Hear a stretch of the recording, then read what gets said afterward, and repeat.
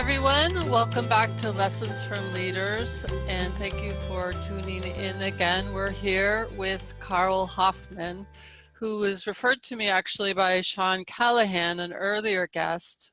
Sean is the CEO from CRS, Catholic Relief Services. And when I asked Sean who he'd like to hear from, what leaders he would like to hear their wisdom, he mentioned Karl. So Karl very graciously said he would come and be a guest and let us know his experience and his thinking. So welcome, Karl. Thank you, Lynn, and And thank you to Sean for recommending me. Yeah, did I say where you work? No. So Karl is with PSI, and he's been with PSI since 2007. Right. And before then, he was a diplomat. And Karl, why don't you give us a quick overview of your background? How did you get here? Sure. As you mentioned, I've been at PSI for the last 12 and a half years, which seems to have gone by like that. Prior to that, I worked at the US State Department in the Foreign Service as an American diplomat. So I've had two jobs in my professional life, really, because I did that after graduating college. Spent a lot of time in the Foreign Service working in and on Africa and issues in the developing world. And so was delighted to get the chance to come to lead this great organization that works on global health in the Global South. And so it sounds like a big switch from being in the diplomatic arena to leading an NGO in global health. Excuse me. What were some of the big surprises for you or the steep learnings? Yeah, I think a lot of people assume it is a very different scenario, but actually I found it not as different maybe as I expected it to be. Let me say why, and then I can talk about some of the differences that I did encounter. I mean, the things that make diplomacy, my experience in diplomacy and running PSI similar are the following. I mean, as I mentioned, I spent a lot of my time in the Foreign Service working in Africa and in the Global South, which is where PSI works. And, diplomacy, when you're overseas at least, involves a small group of expatriates, diplomats who move around the world, but a large cohort of people who staff American embassies abroad, Foreign Service nationals, and who really are the continuity at all of our locations overseas. And that's very much the same for my organization. We have a big presence overseas in about 50 countries and almost 7,000 people working for us, but a very small group of those move around the world. So that operating environment with a group of people who cycle around, but a very important group of people who stay where they are, working in some tough environments, was something I was very familiar with at the State Department. I would say some of the differences have come from the fact that it's a challenge sometimes to work in these very hard parts of the world outside the, let's call it the protective cocoon of the US government. PSI is operating as a social marketing organization, and we work with the support, hopefully, of the host government and obviously our donor organizations. But, we don't have diplomatic status. We have to navigate all of the complexities of operating in a foreign environment on our own. Those complexities change and get more complex, it seems, every year. So there's a significant burden to understanding exactly how to operate within all the rules, both that come from our donors, but also that come from our host governments. Also in the past, I was obviously working to advance American foreign policy interests and national security interests, and now I'm working more in the interest of our archetypical health consumer. We call her Sarah at PSI, and she might come from a very low resource setting. She might be someone who has many things stacked against her, but who is nonetheless deserving of high quality healthcare products and services. And how to ensure that we're working with our own resources, but also orchestrating all the other players in the space to deliver measurable health outcomes for Sarah. That's one of the great challenges of my current job. Interesting. Thank you. Thanks for showing the comparison and the similarities. And so For you, since this is a leadership podcast, what are for you some of the key, I don't know, I was going to say attributes,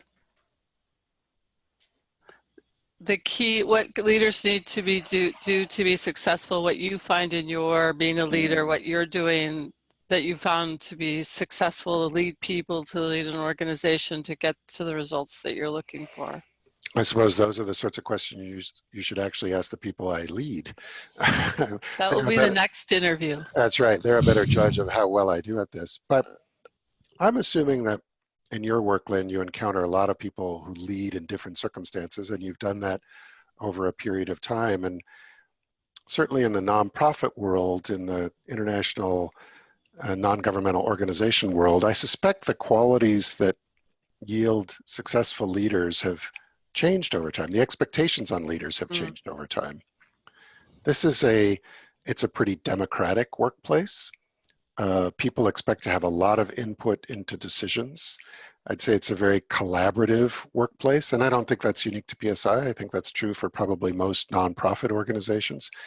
Those are the skills that modern leaders are expected to display as they run enterprises that are involved in delivering social good. I think that, the days when maybe you had to rely on more of a command and control environment with decisions coming down from on high, those days are obviously behind us. And so good and successful leaders have to know how to lead collaboratively, have to lead in a group setting, have to figure out how to bring a multiplicity of voices together, have to be really good at listening. And, I'm not sure I always am, but I'm certainly aware that that's a crucial skill set for leaders today. So how do you lead collaboratively or do your listening? Like what do you attempt to do, and when do you attempt to do it? Well, I think, the one secret of great leadership success is obviously surrounding yourself with really high quality and very capable people. And I'm blessed to have that. I certainly inherited that at PSI, and I think we've done well over the last 12 years to keep a very high performing group of senior leaders in the organization, and to grow them and to find them and to bring them in. So lesson number one, surround yourself with great people. Lesson number two, get out of their way. I don't see it as my job to do the work of all of my subordinates and my deputies. I think I can do a lot of their jobs, and I might not do it as well as they can, but I could if I had to. But that's really not what I'm here for. My role is to help ensure that they're properly resourced, that they're guided in the right strategic direction, that they're connected with the right other resources in the company, and to give them a positive orientation. So, that's how I try and bring collaborative leadership skills to my role.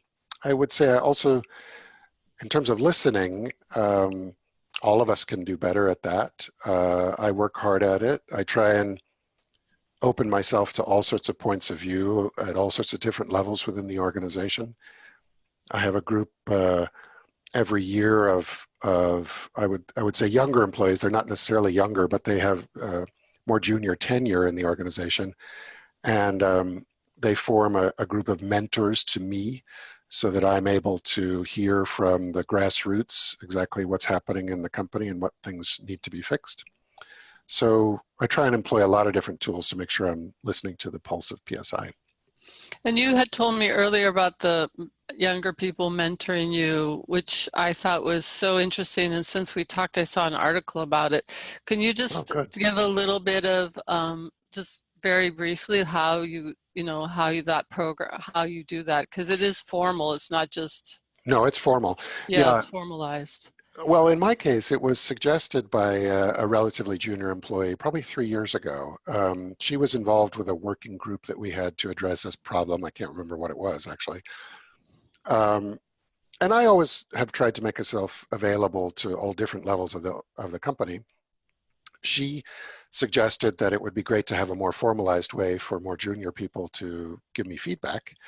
And so on her suggestion, at one of my regular town halls, I invited people to express interest in a mentor program where they could be mentors to me.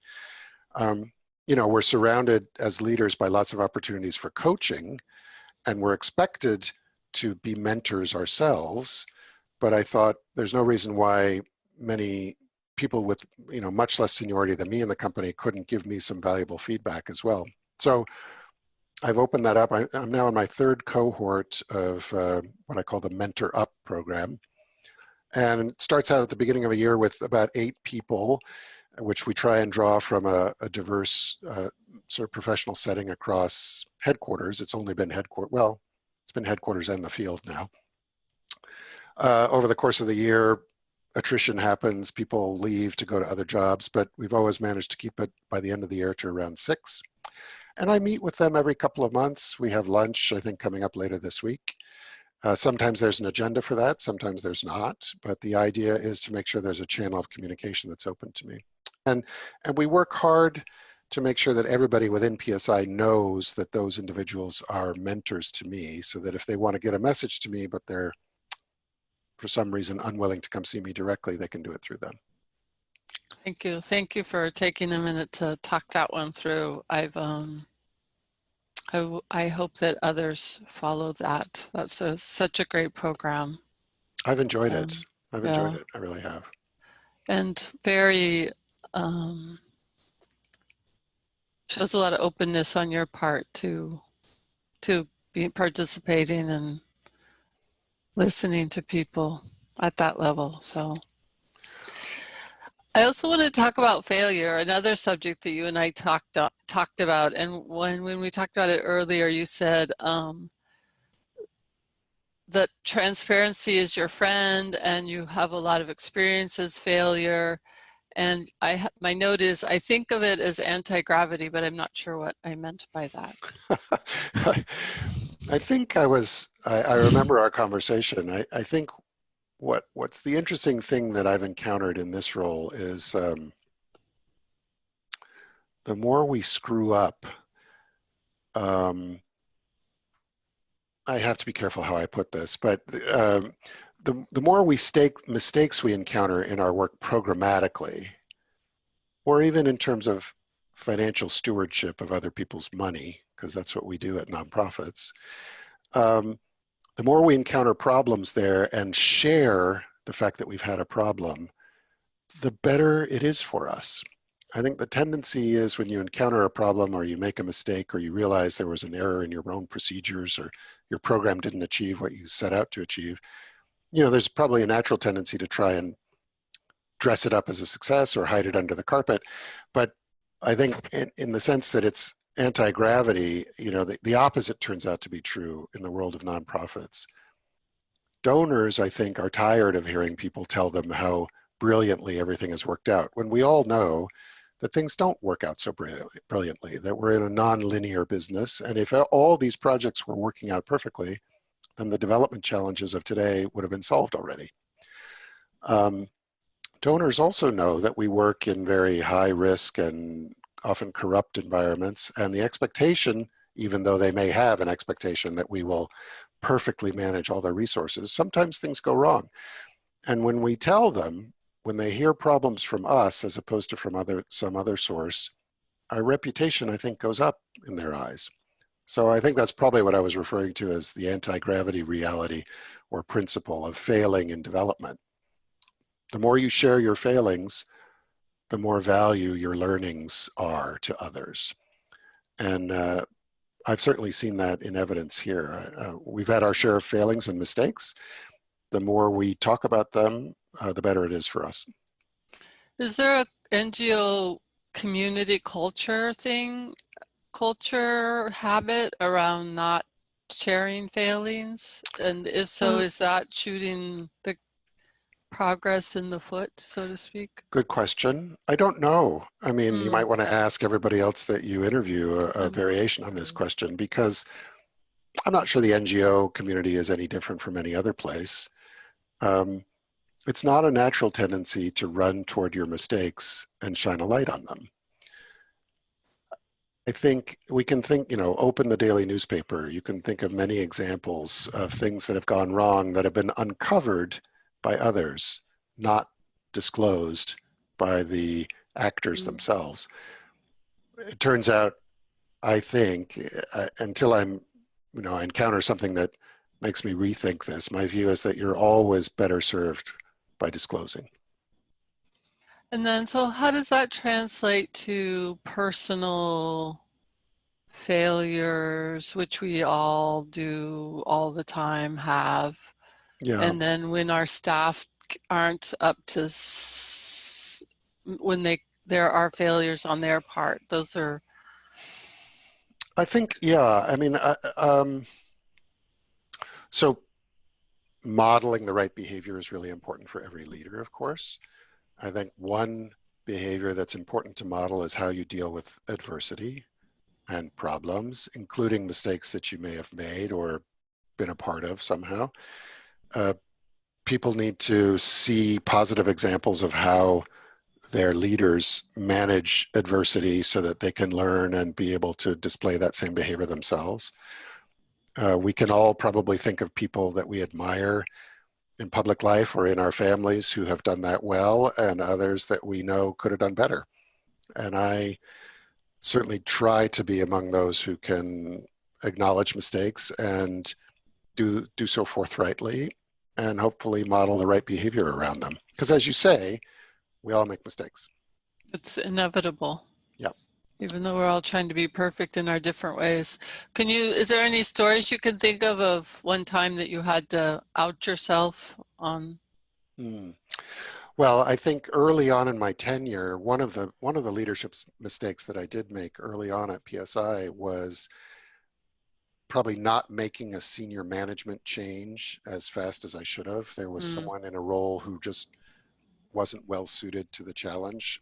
And I think I kept that person in that role probably a year longer than I should have. And it would have been braver of me and smarter of me to make a transition sooner instead of carrying along a situation that wasn't working so well. And I realized that too late. Eventually did make a change. My life got much better as a result of that. And I've tried to be explicit after that, that I recognized that that was a failure that that I owned. thank you for that story. And what I appreciate about it is that there's so many people that are going to resonate with that story, because that's one of the challenging situations is, when do you move on? When do you let somebody go? So thank you for sharing that. Yeah, I've also come to realize over time that although this is really hard, I think, for many of us to do, um, the most respectful way you can treat somebody who clearly is struggling in a situation, or who may be great in a situation, but who, because you have resource constraints, you can't keep necessarily where Mm-hmm. you'd like to. The most respectful way to treat anybody like that is directly and quickly. And just to be honest with people. People deserve honesty. Thank you. I know that for myself, I would prefer to know than have you drag it along and Yeah, all of us are unhappy. And yeah. I agree.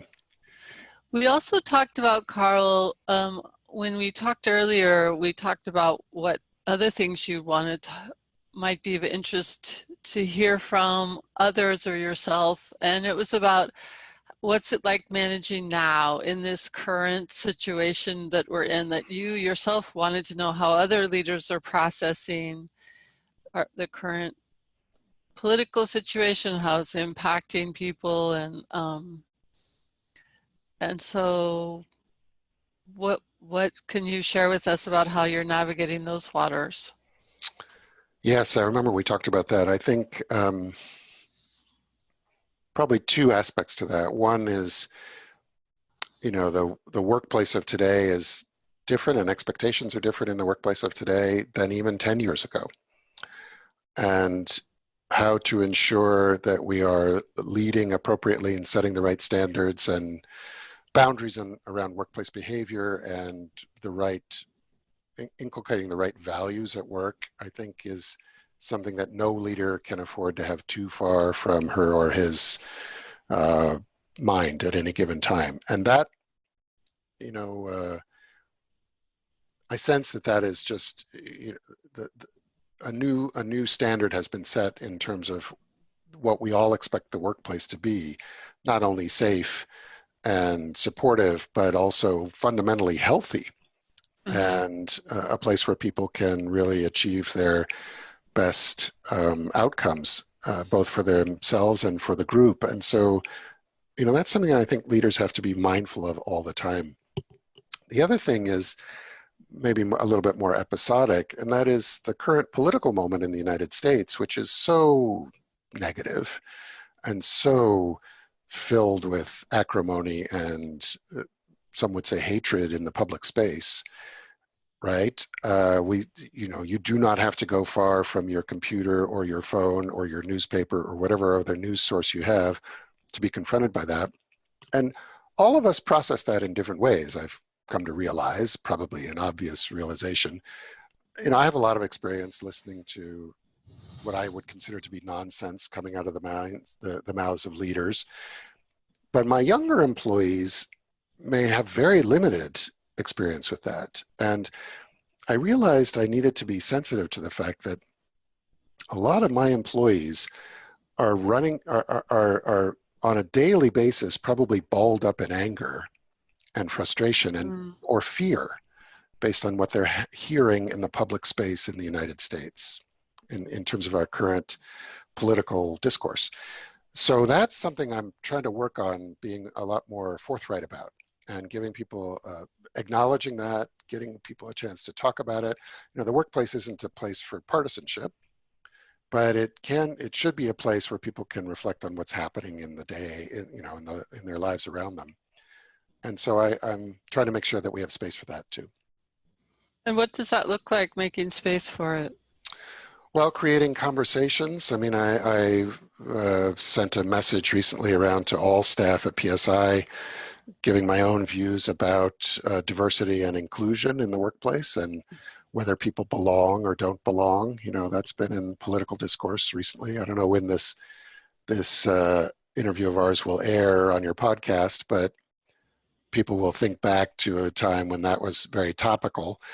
Um, so, you know, more proactive messaging on my part. Uh, I have a town hall meeting coming up tomorrow, and I'm going to make sure that I address this head on as well, and just acknowledge that some people may be feeling angst and fear. And, you know, my answer to that from the beginning of our current moment in American politics has been twofold. One is to say, I have a lot of trust in America's institutions, and I have a lot of experience with them, and that I hope I can inspire others to have trust as well. You know, our system was not built based on individuals; it's built on institutions, and institutions are pretty resilient. And the other thing is, you know, my organization works in reproductive health, among other things, and full spectrum reproductive health, and I think it's critically important for us to succeed in that mission now more than ever. And so, you know, I tell our people to bring your best game to work. That's sometimes the best way to respond to what they're hearing around them. So it's just surprising to me that I have not had this conversation before, because there's so much happening in the political space, as you said. And I think that I have been just that's separate from people going to work, but they're bringing it to work. It's with them. They're carrying the emotions or the fear. So thank you for bringing this forth. And if others are doing it, I'll find out about Yeah, not making it a firewall, because it isn't actually, there is no firewall. there is no firewall in our Right, lives. You know, we erect temporary barriers, right. and we believe that the workplace should be kept free of this. But, you know, our office is in Washington, D.C. You can't avoid this in Washington, D.C. right now. Everybody here is somehow connected or affected by what's going on in politics. So again, without being partisan, we need to be able to recognize the impact that that has on people. I'm glad that we talked about that. The other thing that I wanted to make sure that we touched on was advice to your younger self or advice to up and coming leaders, however you want to think about it. So if you look back at yourself, at your younger self, what do you wish you know now that you wish you knew Yeah. then? I feel like I learn so much every day. It's hard to catalog the things that I didn't know years ago. One is certainly what I alluded to earlier, the need to act expeditiously when there's a problem that you know is not going to get solved. So rather than manage it, you just need to resolve it. And often that means a personnel change. That's one message to my younger self. The other, I would say, is to never lose sight of the fact that when you're in a leadership position, particularly now, every word, every gesture, every facial expression, every mood that you convey is magnified. People read things into how you're walking into the building that you don't necessarily intend to convey, but nonetheless, the message I suppose here is you're always on. As a leader, you're always on. People expect you to be confident despite adversity. People expect you to be energetic, even though you may not be, because they need a sense of positive energy. And now probably more than ever. So that's my advice to younger leaders or leaders who are earlier in their leadership journey is to remember that you're always on. You're always on. It sounds kind of tiring. It sounds kind of exhausting. I think it can be for some people. I used to think that I was an introvert, or modestly an introvert, but I came to realize that actually I get energy from being around people, my colleagues and others. And so that's sort of been a liberating realization for me. I like this. I like this challenge. I enjoy it. I mean, that's what my job is, after all. Thank you. Then you're in the right job. Well, as I said, that's up to my colleagues and ultimately up to my board of directors, but I hope so. Well, at least we know that one of your peers thinks you're doing a good job. Yes. Since Sean pointed at you and said, I want to hear from him. And I thank Sean for that. Sean and I sit on a board together. We often refer to it as the Strange Bedfellows Board with U.S. Global Leadership Coalition. But it's a lot of different organizations with different perspectives coming together to try and make sure there's robust funding for America's role in the world, which I think is important. And anything that we haven't talked about that you hoped that we would? No, I don't think so. Thank you, Lynn. I mean, obviously you've got a lot of experience interviewing lots of different leaders. It's a privilege to be able to talk about this role. It's certainly a privilege to have a role like this. I know I will look back on this chapter in my life with great affection and fondness because, the ability to try and lead and motivate a group of high-performing, highly motivated individuals whose mission is to save and improve lives around the world. It just doesn't get much better than that. So I feel very privileged. Thank you. Thank you, Karl.